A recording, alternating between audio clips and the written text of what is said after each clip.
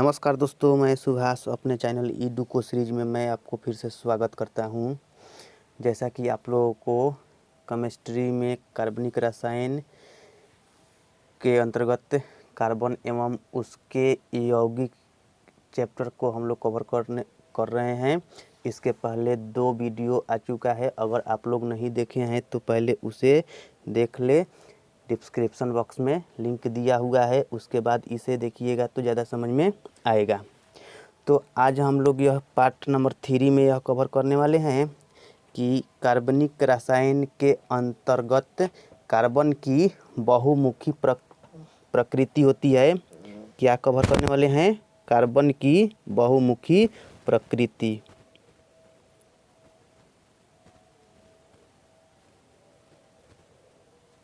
Carbon की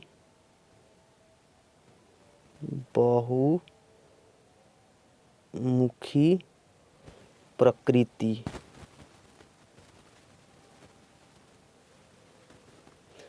अर्थात कहने का अर्थ यह है कि यह जो कार्बनिक यौगिक बनता है कार्बन, उसका बहुत सारा अलग अलग प्रकार के एक दूसरे तत्वों से जुड़ाव होता है और उस तरह से कार्बनिक रसायन के अंतर्गत बहुत सारा यौगिक निर्माण हो पाता है। तो कार्बन का किस किस तरह से यौगिक निर्माण करने में भूमिका होता है उसके बारे में जानना है। कार्बन एक तरह से अद्वितीय तत्व है, क्योंकि यह इतना ज़्यादा अधिक से अधिक यौगिक का निर्माण करता है कि इसका तुलना किसी दूसरे तत्वों से नहीं किया जा सकता है। यह एक अद्वितीय तत्व है। अद्वितीय तत्व है।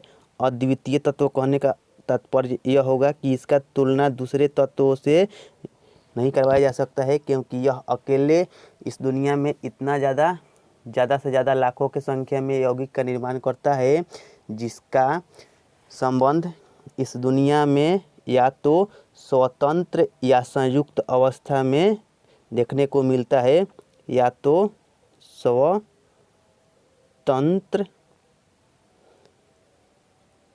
या संयुक्त अवस्था में देखने को मिलता है। कार्बन एक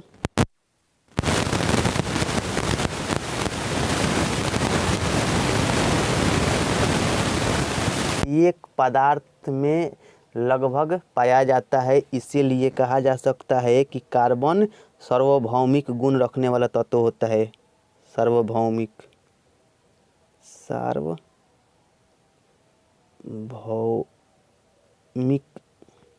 या इसी को कह सकते हैं कार्बन के अंतर्गत सर्वव्यापी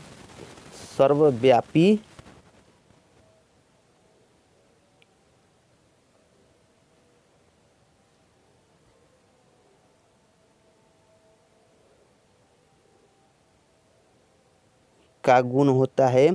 तो कहा जा सकता है कि कार्बन के अंतर्गत सर्वव्यापी का गुण पाया जाता है, और कार्बन के द्वारा इस दुनिया में बहुत सारा स्वतंत्र और बहुत सारा संयुक्त अलग अलग प्रकार के यौगिक के रूप में पाया जाता है, जिसमें स्वतंत्र रूप में महत्वपूर्ण 3 एक हीरा, ग्रेफाइट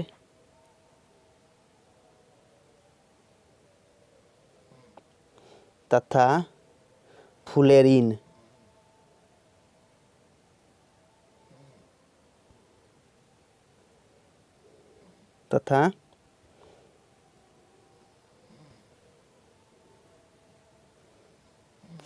पाया जाता है। इसमें यहाँ हीरा, ग्रेफाइट और फुलेरीन यह स्वतंत्र रूप में पाया जाता है, जो कि कार्बन का अपर रूप के रूप में भी जाना जाता है। और इससे स्वतंत्र अवस्था में पाए जाने वाले हीरा, ग्रेफाइट और फ्लोरीन के प्रति एक स्पेशल वीडियो बनाया जाएगा, जिसको आप लोग आगे देखेंगे। और यहाँ मुख्य रूप से हम लोग अभी स्वतंत्र अवस्था में कार्बन का कौन कौन सा रूप पाया जाता है उसके बारे में विचार किया जाएगा। संयुक्त अवस्था में जैसे में हाइड्रोकार्बन,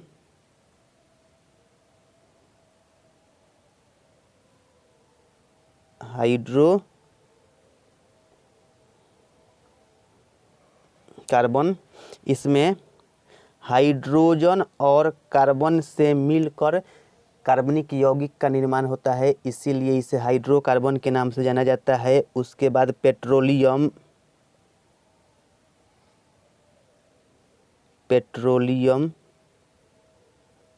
डीजल, केरोसिन तेल, साबुन, अपमार्जक।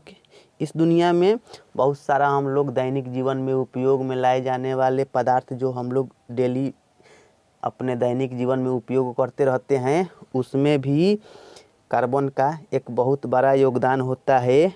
जैसे अपमार्जक,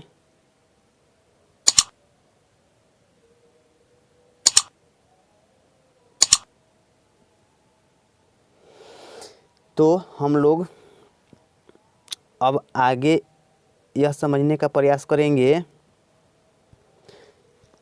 इस कार्बन के द्वारा सबसे ज़्यादा यौगिक का निर्माण होता है, तो यह सबसे अधिक यौगिक का निर्माण कैसे कैसे किस गुण के आधार पर सर्वाधिक यौगिक का निर्माण करता है उसके बारे में देखना है।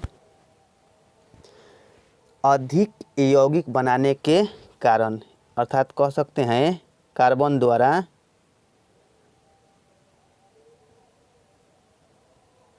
और अधिक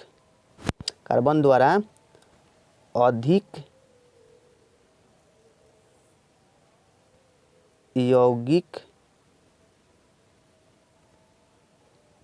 बनाने के कारण, वह कौन सा कारण है जिसके द्वारा कार्बन से सर्वाधिक यौगिक का निर्माण होता है। कार्बन के अंतर्गत सबसे पहले यह कहा जा सकता है कि श्रृंखलन का गुण रखता है। श्रृंखलन अर्थात चयन का गुण रखता है। श्रृंखला, इसमें एक कार्बन दूसरे कार्बन से जुड़कर और लाखों के संख्या में, बहुत सारा संख्या में यौगिक निर्माण करता है। श्रृंखलन का गुण रखता है,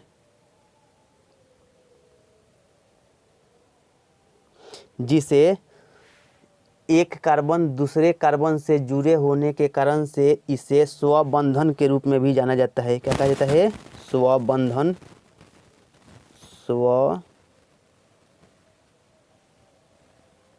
स्वबंधन, या इसे इंग्लिश में कैटिनीकरण कहा जाता है।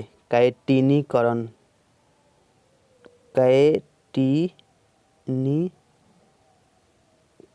के नाम से जाना जाता है।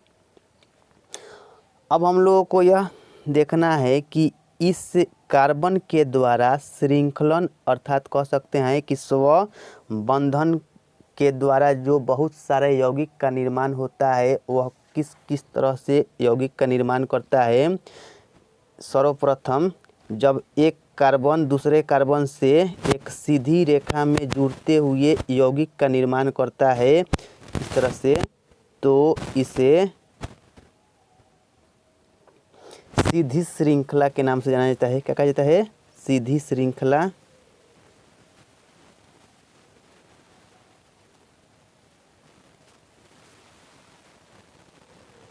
सीधी श्रृंखला के नाम से जाना जाता है। और जब एक कार्बन दूसरे कार्बन से एक सीधी रेखा में न जुटकर उसके ऊपर या नीचे एक शाखा के रूप में जुड़ता है, तो उसे, जैसे कि एक कार्बन दूसरे कार्बन से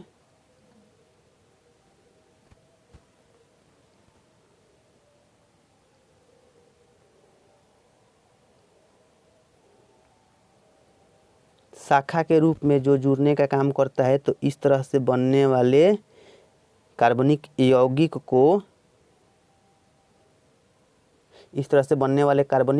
को शाखा का निर्माण कर रहा है। इसीलिए शाखा युक्त श्रृंखला के नाम से जाना जाता है। क्या बोला जाता है? शाखा युक्त श्रृंखला।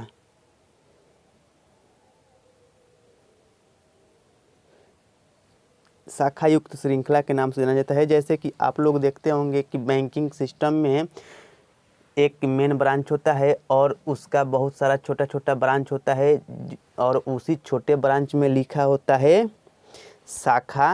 अर्थात कह सकते हैं कि मेन ब्रांच का एक छोटा छोटा उसका अंग हिस्सा उसका ब्रांच के नाम से जाना जाता है। ऐसे ही कार्बन जब दूसरे कार्बन से ऊपर नीचे दाएं बाएं से जुड़कर और बहुत सारे यौगिक का निर्माण करता है तो उस तरह से बनने वाले यौगिक को शाखा युक्त श्रृंखला के नाम से जाना जाता है।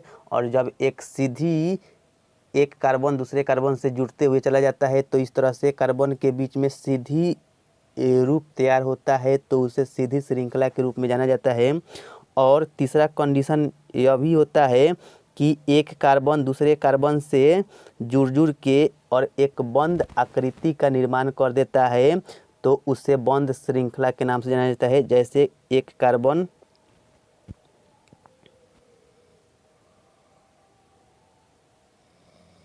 दूसरे कार्बन से जुट के और इस प्रकार से बंद श्रृंखला का निर्माण करता है।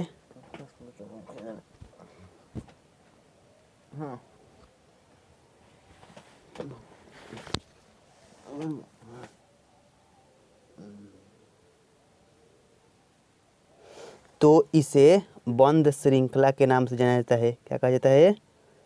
बंद श्रृंखला के नाम से जाना जाता है। और यह जो एक कार्बन दूसरे कार्बन से जुटकर यौगिक का निर्माण करता है तो उसके अंदर बॉन्ड बनता है और यह बॉन्ड जो होता है कार्बन एक कार्बन दूसरे कार्बन से भी बॉन्ड का निर्माण कर सकता है और एक कार्बन दूसरे तरह के अलग अलग प्रकार के तत्वों से भी बॉन्ड का निर्माण करता है। जैसे कह सकते हैं कि दूसरा टॉपिक बॉन्ड अर्थात बंधन जो बनता है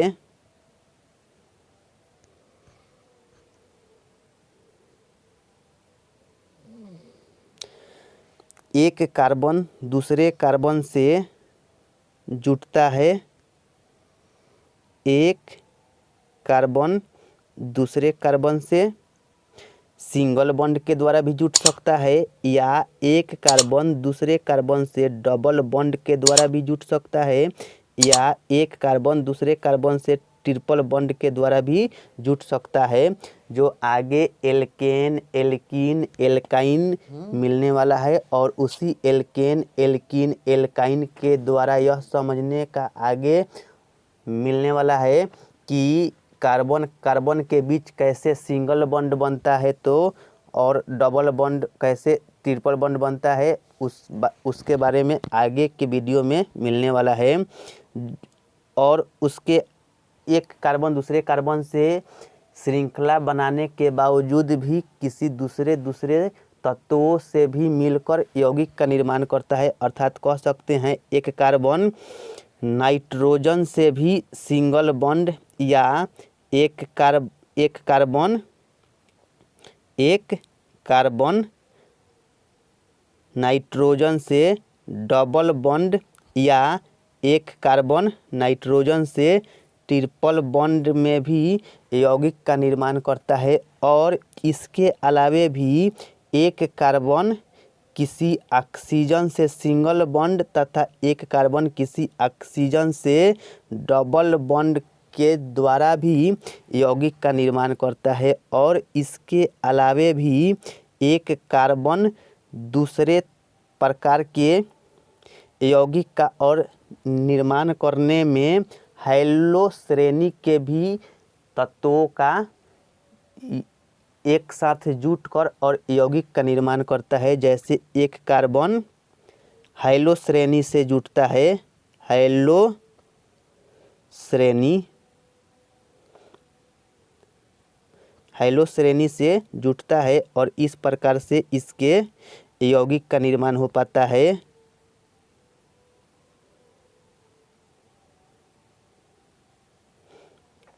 हाइलो श्रेणी के अंतर्गत मुख्य रूप से 4 तत्व आता है।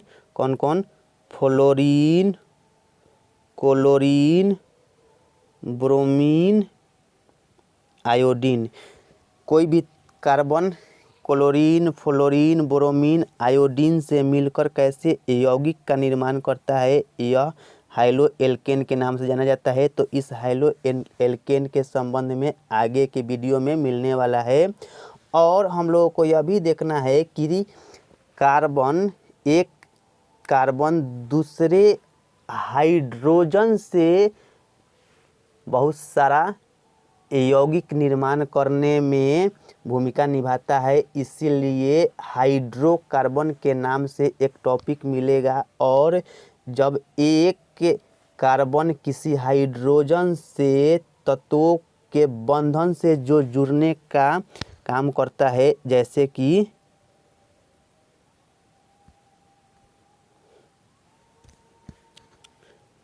दूसरे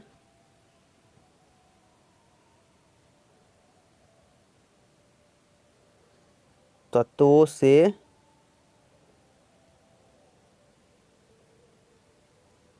बंधन, कार्बन के अंतर्गत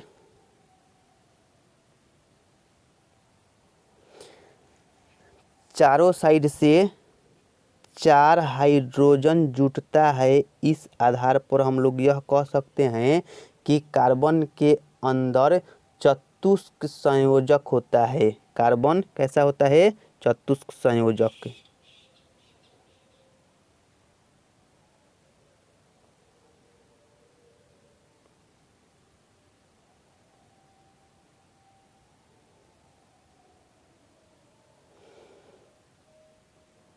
इसके बाद आज का अंतिम टॉपिक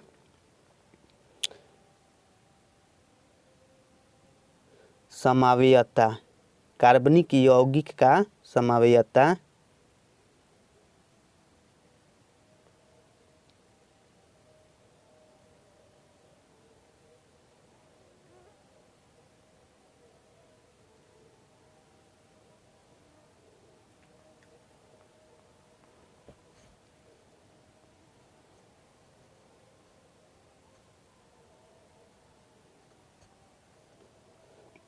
तो कार्बन के यौगिक निर्माण करने में कैसा समवायता का गुण होता है, उस समवायता के गुण का क्या महत्व होता है, इसका भी आगे 3 रूप में कंकाल बनकर तैयार होता है, जिसमें नॉर्मल, आइसो और नियो के नाम से जाना जाता है।